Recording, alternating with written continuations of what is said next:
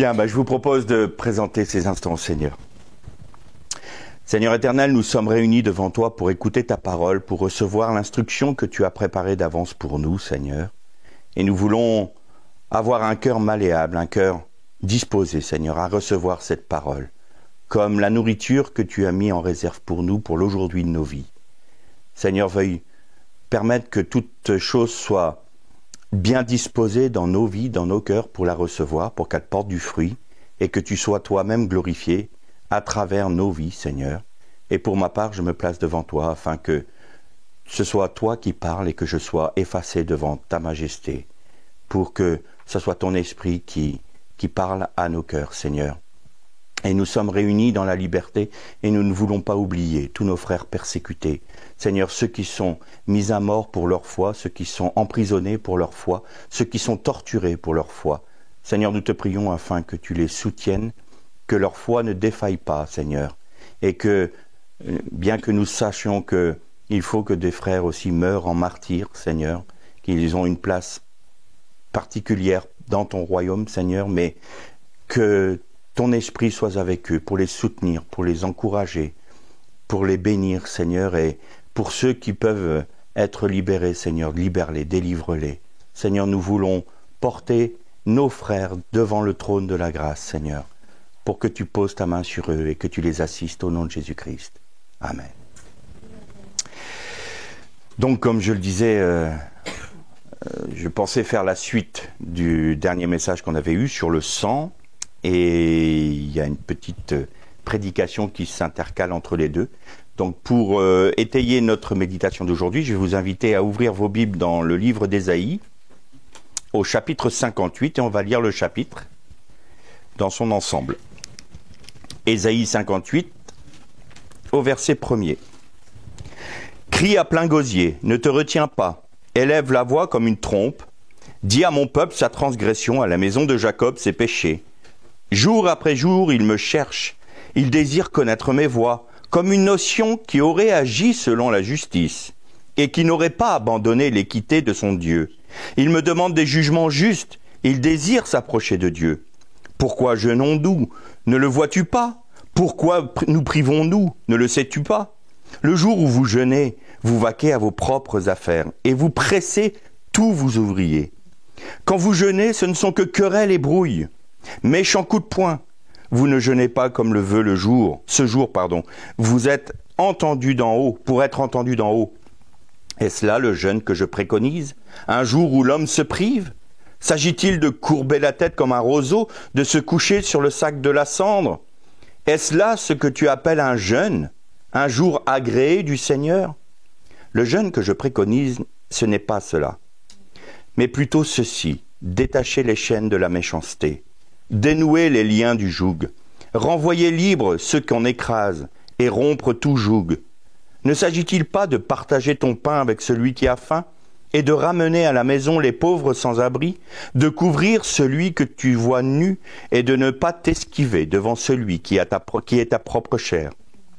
Alors, ta lumière poindrait comme l'aurore et tu te rétablirais bien vite. Ta justice marcherait devant toi et la gloire du Seigneur serait ton arrière-garde.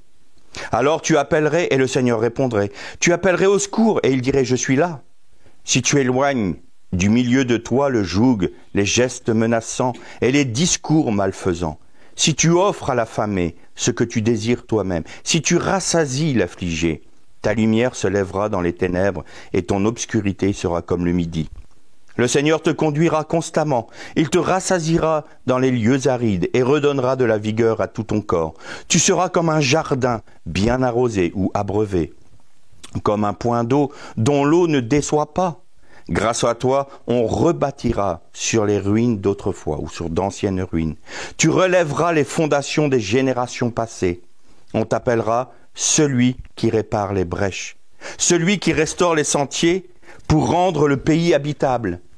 Si tu te gardes de piétiner le Shabbat, de t'occuper de tes propres affaires en mon jour sacré, si tu appelles délice le Shabbat, glorieux le jour sacré du Seigneur, si tu le glorifies en ne suivant pas tes propres voies, en ne vaquant pas à tes propres affaires, ni à tes discours, alors tu feras du Seigneur tes délices, et je te ferai circuler sur les hauteurs du pays.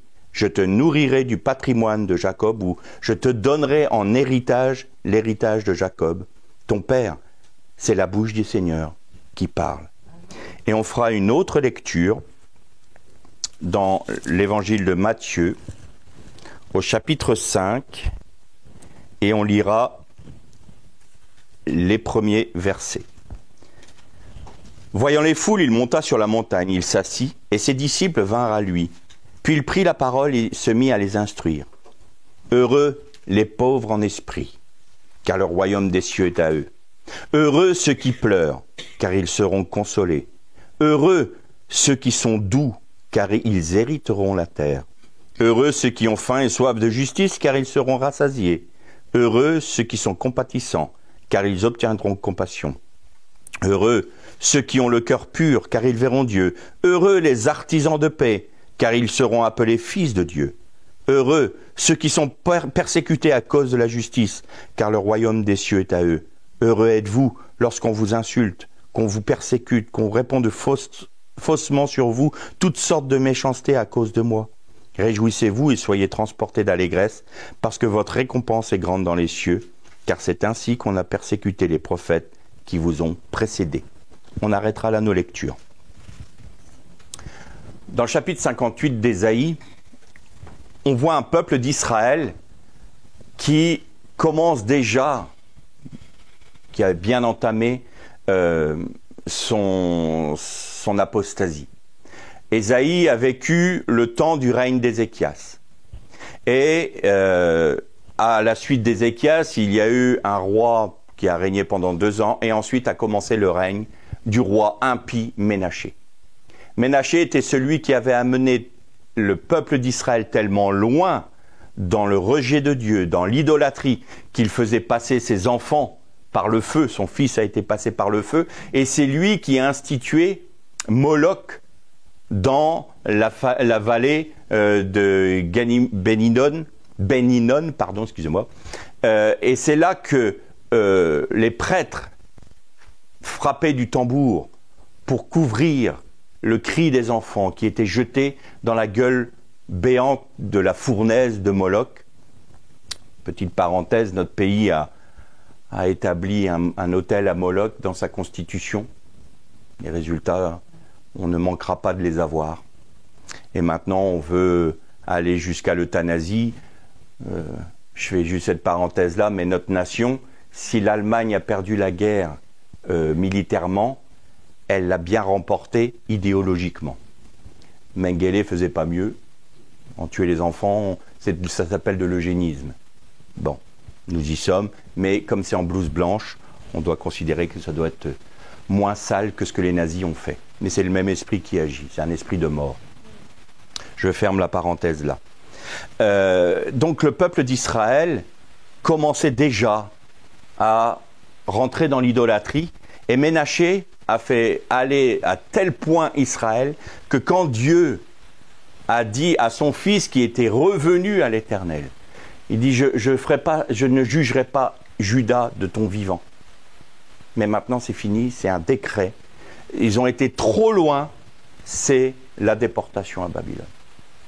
Et Ménaché a fait tuer Ésaïe en le sciant en deux. C'est pour ça qu'il est dit dans l'Épître aux Hébreux, ils ont été sciés, ils ont été meurtris. Ça fait référence à Ésaïe, qui lui a été attaché à un tronc d'arbre et scié avec l'arbre. Donc voilà le climat du peuple d'Israël à la fin du règne d'Ézéchias. Et là, par la bouche de son prophète, l'Éternel dit, mais voici un peuple qui veut me chercher. Du moins, qui dit qu'il veut me chercher. Qu'il me dit, mais est-ce que je ne jeûne pas? Alors tu ne nous écoutes pas. Nous te cherchons et tu ne nous réponds pas. Et l'Éternel dit, mais attendez. Lorsque vous jeûnez, vous oppressez, vous opprimez ceux qui sont sous votre autorité. Vous êtes là en train de vous disputer. Vous êtes là en train de vous frapper. Vous êtes là en train de vous quereller. Et vous me demandez de vous bénir. Mais en fait, c'est pas que je ne veuille pas vous répondre. C'est que vous m'empêchez de vous répondre.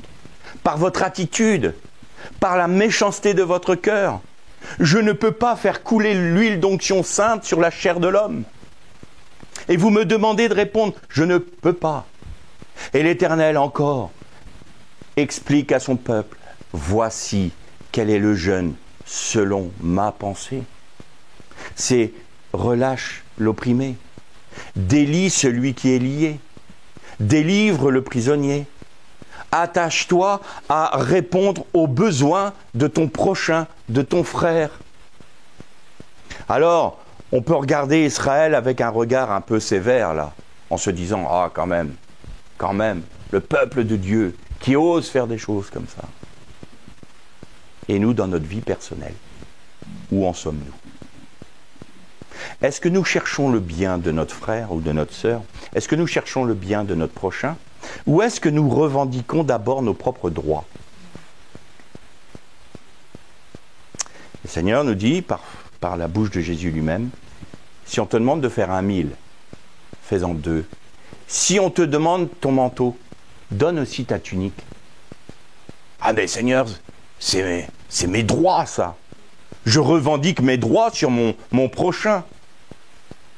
Je ne suis pas animé par l'amour. Et d'ailleurs, Seigneur, comme moi je fais des choses pour toi, comme je respecte les rites de l'obédience à laquelle j'appartiens, tu ne peux que me bénir, Seigneur. Alors parce que vous avez respecté le moment de prière là, parce que nous sommes allés à un culte, parce que nous avons, je ne sais pas moi, fait un séminaire, parce que nous avons fait telle et telle chose, lu la Bible à tel moment, lu la Bible à tel autre, a essayé de prier à tel moment, prier à tel autre. Et notre cœur est dur. Nous n'avons pas laissé le Seigneur rendre notre cœur malléable.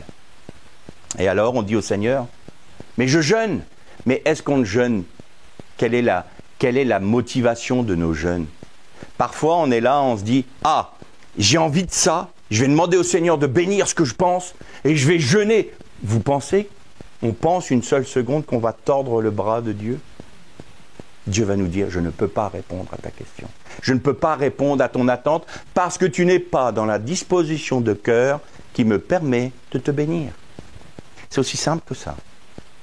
Et alors, on va se pencher un peu sur ce qu'est le jeûne. Le jeûne, voilà, je vais jeûner de manière... Alors parfois c'est même mécanique. Moi je viens d'une assemblée où tous les ans, à tel moment, 3 jours de jeûne pour une certaine catégorie de l'assemblée. Je ne vais pas non plus porter l'anathème, mais voilà. Et en fait, tous les ans, on savait qu'à tel... Mais il n'y a pas de direction divine. C'est mécanique, c'est rituel. C'est un rite qui est mort de vie. Ce n'est pas un commandement de Dieu.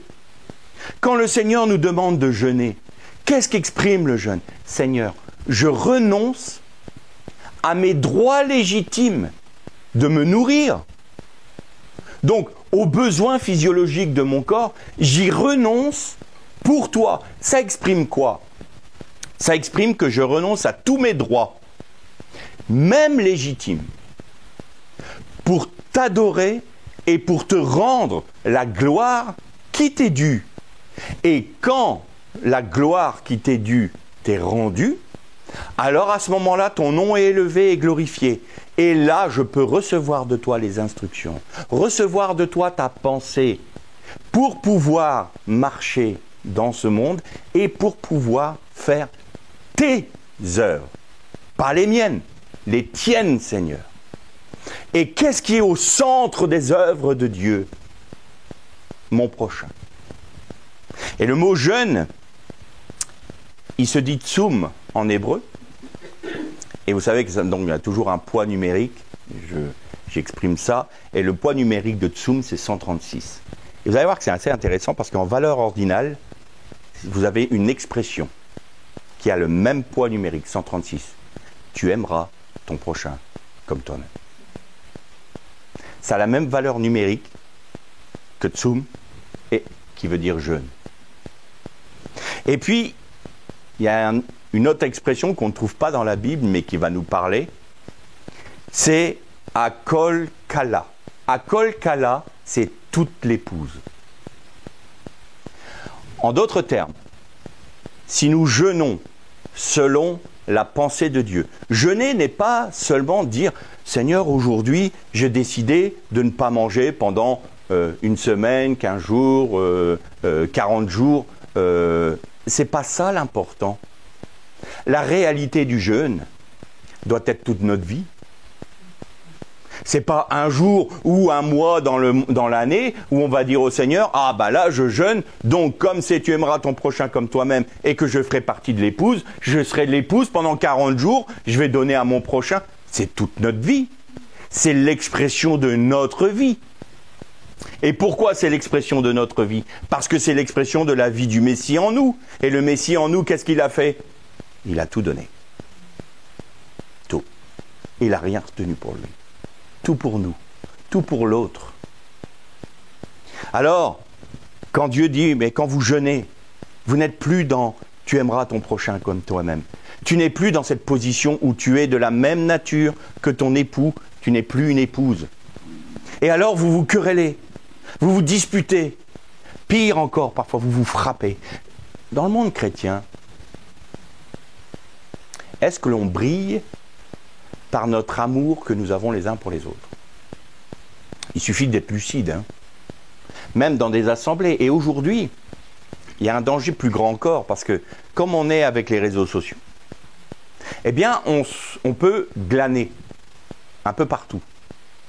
Donc, on ne va pas s'attacher à une église locale, on ne va pas s'attacher à trouver des frères physiquement, parce que parfois, ils sont trop différents de nous. Parfois, on n'a pas les atomes crochus humainement avec tel frère, telle sœur. Et puis on se dit, ah, c'est facile d'aimer un frère qui est à 500 km ou à 7000 km avec les réseaux sociaux, qu'on ne voit jamais de l'année, qu'on n'a rencontré jamais de notre vie, qu'on échange par mail ou qu'on échange par visio. Et on se dit, ah, mon frère, je t'aime, mon frère, quelle bénédiction. Mais le frère à côté, c'est, oh, regarde-moi, celui-là, il est encore passé devant mes pieds sans me regarder. Pah. J'aime le frère à 7000 km, mais celui qui est à côté de moi, eh ben, je vais critiquer parce que lui, justement, tous ces petits défauts, toutes ces petites choses qui nous irritent, qui sont là pourquoi? Pour nous briser. Qui sont là pour que nous soyons édifiés, non pas sur notre propre prérogative, mais sur la vie du Christ en nous. Et pour que la vie du Christ en nous se manifeste, il faut que ce vase d'argile soit brisé. Pour que l'huile coule. Donc, l'irritation de « ah, telle sœur, ah, tel frère », il m'agace. Il m'énerve. Mais il est là pour ça, c'est son boulot. En fait, ton frère qui t'énerve, c'est un ange envoyé par Dieu. Ange, ça veut dire, c'est malach en hébreu. Malach, c'est un envoyé. C'est un ange qui est là justement pour taper là où ça te fait mal. Là où il y a encore de la résistance dans ton cœur. Là où il y a encore de la résistance dans ta chair. Là où encore ta chair revendique des droits qu'elle n'a plus. Alors tout d'un coup on dit Seigneur, c'est vrai, j'ai envie de taper mon frère, ma sœur, elle me sort par les yeux, il me sort par les yeux.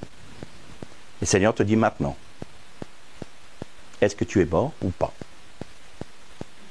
Visiblement, puisque tu réagis et que tu dis que tu veux le taper, c'est que tu n'es pas mort, parce qu'un mort ne réagit pas. Donc il faut que tu meurs. Donc je te demande de t'offrir comme un sacrifice vivant d'une agréable odeur. Est-ce que tu te places maintenant sur mon autel qui va te sanctifier, qui va te purifier? Oui, ce que tu vas y mettre est impur. Mais c'est parce que tu vas t'y mettre et que tu es impur et que l'autel où le sang du Messie a coulé, c'est-à-dire la croix, est bien en place et que tu montes sur cette croix et que tu y restes, alors non seulement ta chair est morte, donc ce qui est de la nature du serpent est mort, le venin qui a détruit l'humanité, notre nature charnelle est morte, mais toi tu es purifié, plus que ça, sanctifié. Tu es mis à part. Tu es mis à part du reste du monde qui se querelle, qui se dispute, qui, si nous agissons de la même manière que ceux qui nous entourent, qui n'ont pas connu le Messie, alors on a un gros problème. Nous nous disons enfants de Dieu et nous agissons comme les enfants de Satan. Et on dit, Seigneur, mais pourquoi tu réponds pas? Pourquoi tu ne nous bénis pas? Mais parce que je ne peux pas. Je ne peux pas vous bénir. Par contre, si votre cœur maintenant est suffisamment malléable, attendri par mon esprit, si vous acceptez de mourir à vous-même, alors vous allez pouvoir vous courber devant moi. Et la même valeur numérique que courber c'est kafaf en hébreu, c'est aussi pnaïm. Pnaïm, c'est la face. Donc on se courbe sur notre face devant Dieu. Et ça, il y a une autre chose qui est magnifique. On a chanté le cantique. Voici qu'il est bon pour des frères de demeurer unis ensemble. Eh bien, c'est la même valeur numérique que cœur, un cœur de chant. Nous sommes en cœur pour louer Dieu en étant courbés sur notre face. Là, ça, c'est le jeûne. C'est le vrai jeûne. Alors, il y a une promesse à ça. Une promesse. Une quantité de promesses. Tu auras la guérison pour ton corps. Tu brilleras comme l'aurore. Dans les ténèbres, tu brilleras comme dans le midi. Il n'y a plus de ténèbres pour toi. Pourquoi? Parce que, en étant mort, en acceptant de rester sur la croix, là où tu ne dois jamais, jamais, jamais descendre, alors c'est Christ qui vit. Et si Christ vit, il est la lumière. Tu ne peux pas être dans les ténèbres. Il est impossible que tu sois dans les ténèbres si c'est la vie du Christ qui se manifeste dans ta vie. Impossible. Alors il est dit aussi, et tu seras un réparateur de brèches. Alors maintenant, je vais vous préciser une chose très importante. Celui qui, dans la tradition juive, est appelé celui qui fait le tikkun olam, c'est-à-dire la réparation de la brisure du monde, le réparateur des brèches, c'est le Mashiach, le Messie. Et là, que nous dit Dieu? Vous serez toute l'épouse. Vous serez de la même nature que lui.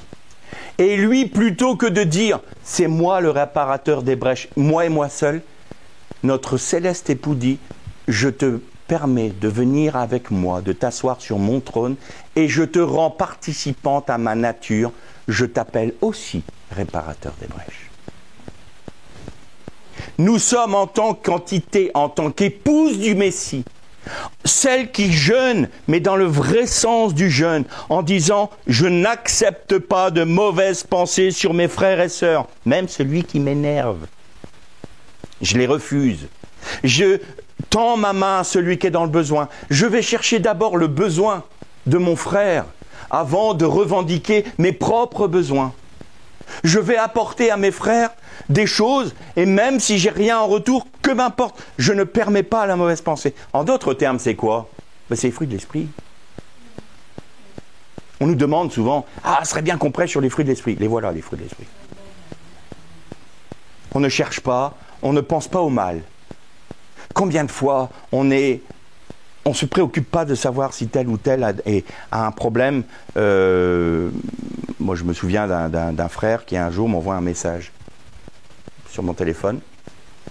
Et j'avais pas mon téléphone avec moi, puis j'étais occupé. Et il m'a incendié parce que j'avais pas répondu dans la demi-seconde. Mais je lui dis, mais si j'étais mort, je t'aurais pas répondu non plus. Donc tu aurais été là toute la journée, ouais, il me répond pas, alors que voilà. Il ne pense pas au mal. Il ne pense pas que l'autre veut lui faire du mal d'office. Alors, est-ce que ça veut dire qu'on est des benets? Non, loin de là. Loin de là. Mais on doit toujours agir par discernement. C'est le Seigneur qui va nous révéler les choses.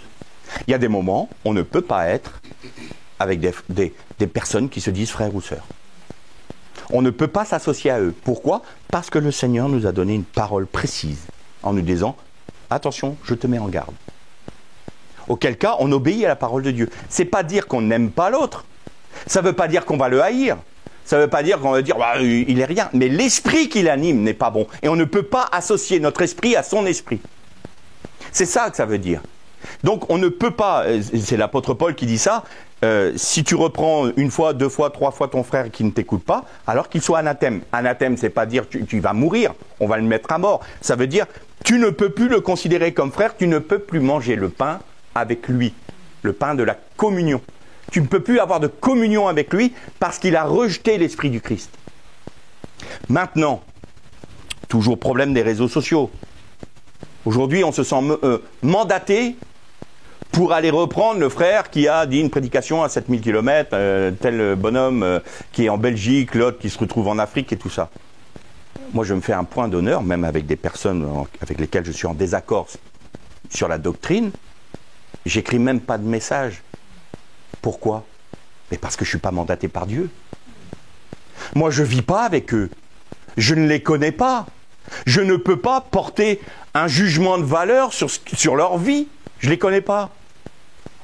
Donc je ne vais pas m'immiscer dans la vie de leur assemblée pour dire, ben voilà, ce qu'il a dit le frère là, c'est faux, ou c'est pas très juste. Peu importe, le Seigneur corrigera s'il juge bon de le corriger et si le frère est suffisamment apte à recevoir la correction du Seigneur. Mais est-ce que je suis mandaté, moi? Par contre, dans mon église locale, je le suis. Et parfois, c'est plus facile de corriger un frère qui est à 7000 km que de corriger son frère qui est à côté de nous, parce que là, on peut avoir un retour de flamme. Et là, on se dit, bon, on est beaucoup plus lâche avec ceux qui sont près de nous qu'avec ceux qui sont à 7000 km. Donc, il y a des moments, le Seigneur va nous mandater pour dire, bah, écoute, là, frère, là, ma sœur, il y a un problème dans ta vie. Alors maintenant, voilà ce que j'ai discerné. Mais, comment est-ce qu'on aborde? J'ai discerné qu'il y avait un problème dans ta vie, maintenant tu te corriges. Bon, voilà ce que j'ai discerné dans ta vie. Voilà ce que je vois dans la parole. Qu'est-ce que tu en penses? Vous voyez, on n'est pas là pour massacrer, on n'est pas là pour écraser, on est là pour dire, voilà ce qui est dans la Bible, et toi tu vis ça. Mais après j'écoute mon frère ou ma sœur. Le pourquoi elle vit comme ça, pourquoi elle agit ou il agit de cette manière. Et peut-être qu'il y a quelque chose que moi je n'ai pas vu non plus, et qui va m'édifier. Mais tout se fait dans l'amour. C'est ce que Paul disait, que tout se fasse dans l'amour. Pas dans le « je t'écrase, et c'est moi qui ai autorité, et c'est moi qui ai raison ». J'ai pas toujours raison. Il faut l'admettre. Il faut dire au Seigneur, avoir cette humilité.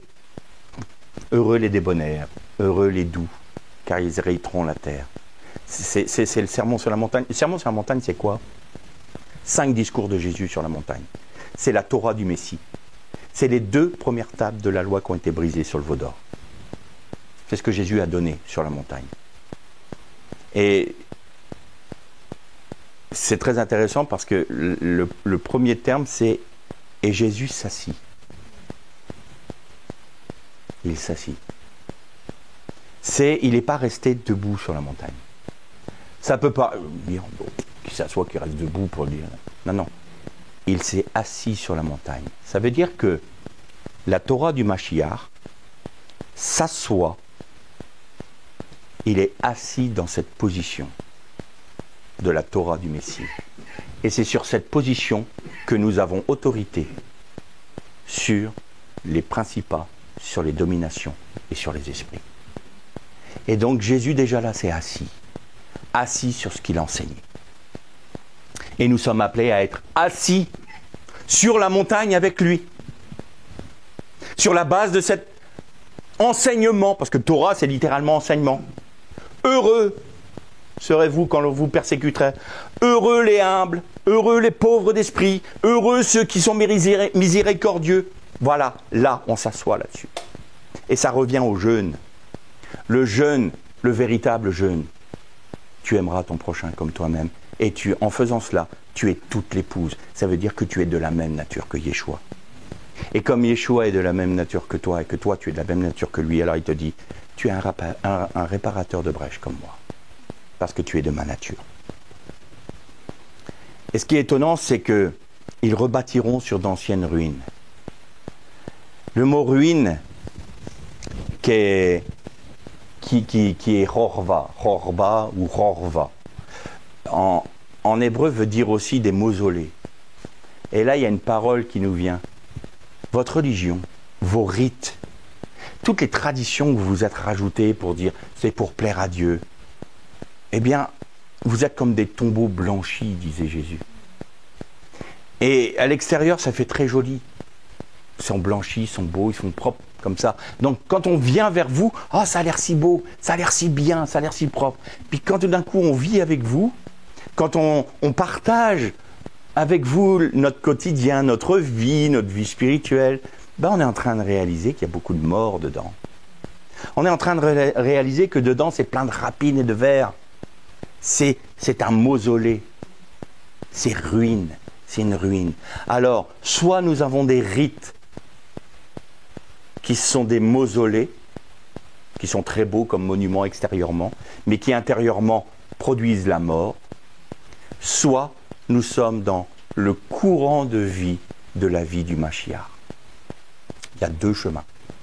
La mort et la vie, il n'y en a pas 36.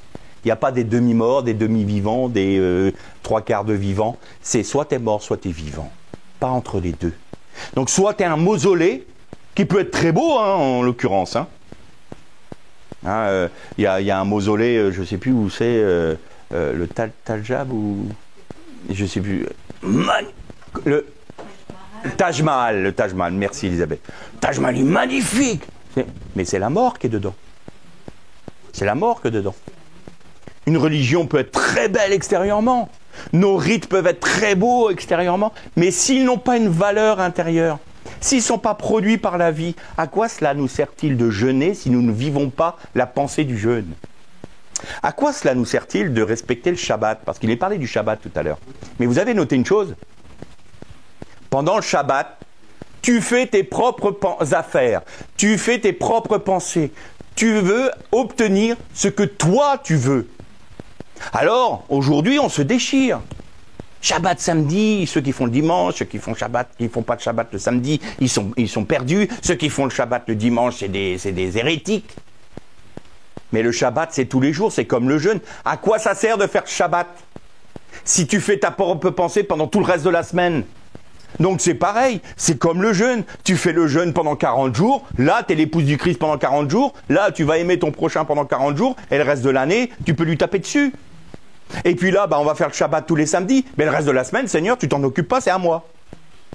C'est pareil, la réalité de ce que nous vivons de manière pratique, et qui peut être, entre guillemets, rituelle, doit être l'expression d'une vie intérieure intense.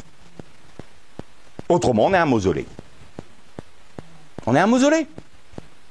C'est beau dehors, et ça sent mauvais dedans parce que c'est mort dedans. C'est mort à l'intérieur. Si nous sommes issus de la mort, nous produirons la mort.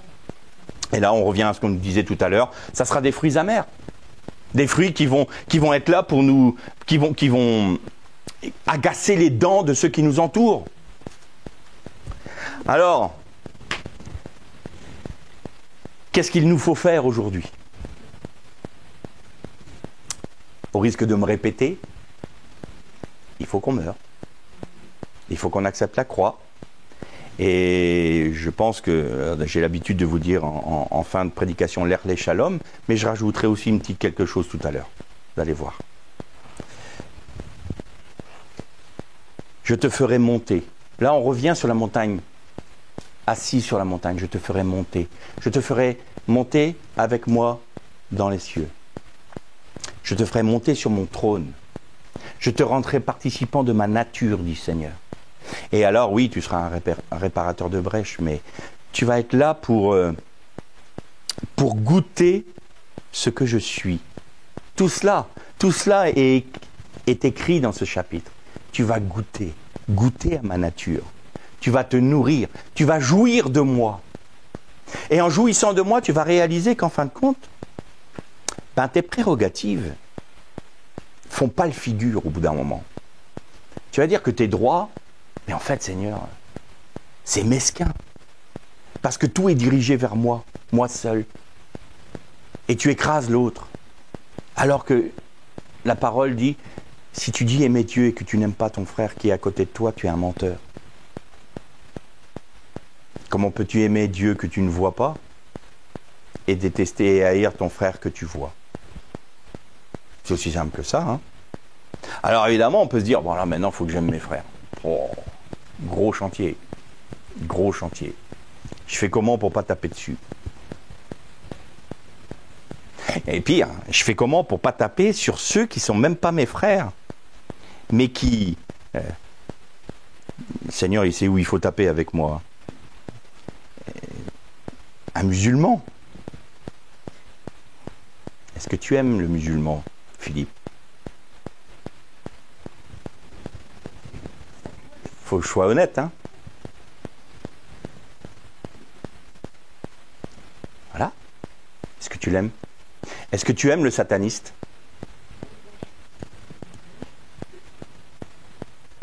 Est-ce que tu l'aimes?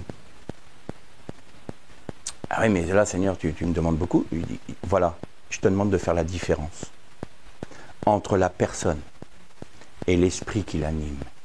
Parce que si tu ne fais pas la différence entre les deux, tu vas haïr l'homme et tu vas nourrir l'esprit qui l'anime.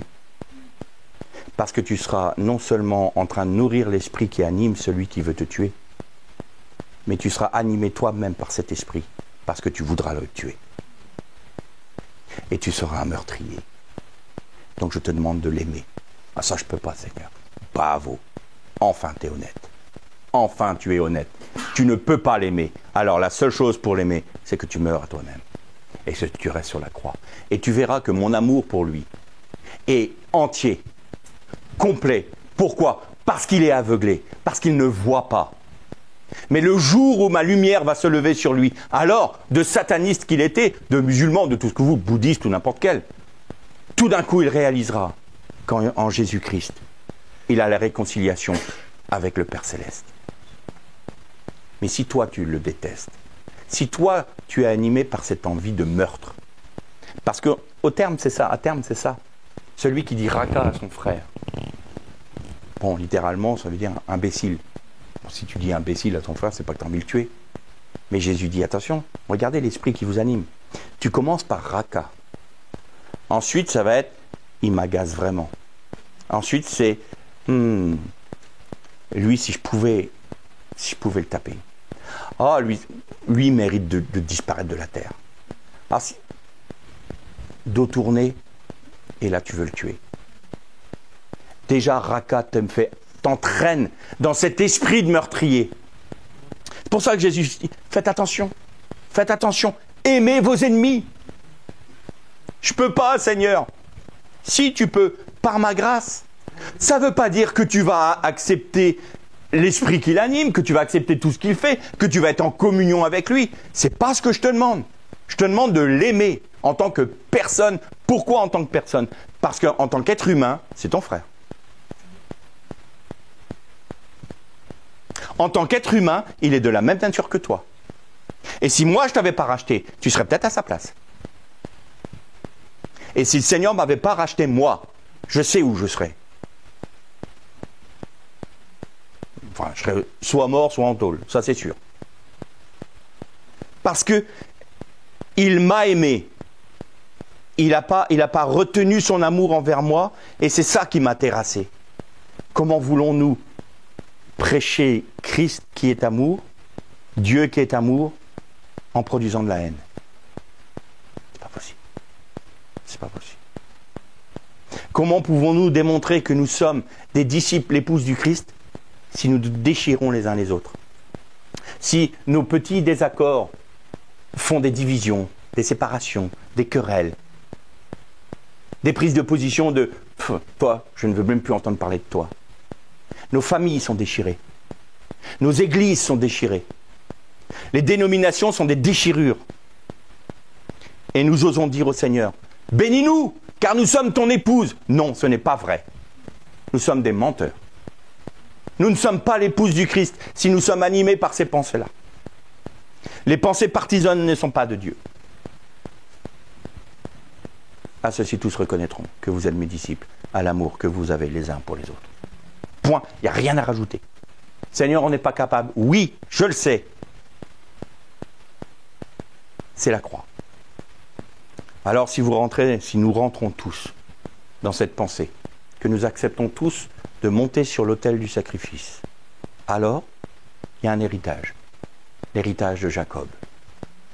Qu'est-ce qui a été dit comme héritage dans dans le Sermon sur la montagne, ils hériteront la terre. C'est-à-dire, vous aurez pour partage les nouveaux cieux et la nouvelle terre. Ce qu'on appelle le Olam Abba, le nouveau monde.